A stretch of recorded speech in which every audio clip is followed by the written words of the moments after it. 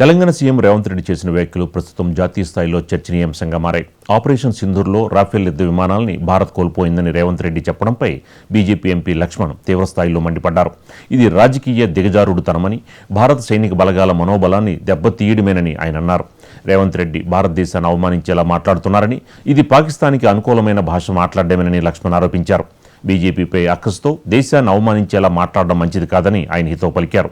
Operation సింధూర్లో ఉగ్రవాద శిబిరాలు, Pakistan air బేస్లను ధ్వంసం చేసిన మన సైనికులు భారతదేశ శక్తిని ప్రదర్శించారని లక్ష్మణ్ గుర్తు చేశారు.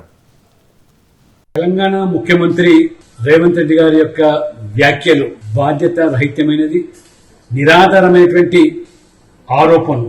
సింధూర్ ఆపరేషన్ సందర్భంగా రాఫెల్ యుద్ధ విమానాలు కోల్పోయాయని చెప్పడం వారి దిగజారు రాజకీయానికి నిదర్శనం. ఇంత బాధ్యత రహితంగా మాట్లాడడం, ఒకవైపు ఆర్మీ యొక్క వారి యొక్క మనోబలాన్ని గాయపరచడమే కాకుండా భారతదేశాన్ని అవమానపరిచే విధంగా వారి వ్యాఖ్యలు ఉన్నాయి. వీరి వ్యాఖ్యలు చూస్తూ ఉంటే పాకిస్తాన్ యొక్క అనుకూలమైనటువంటి భాష మాట్లాడడం, ఇది దేనికి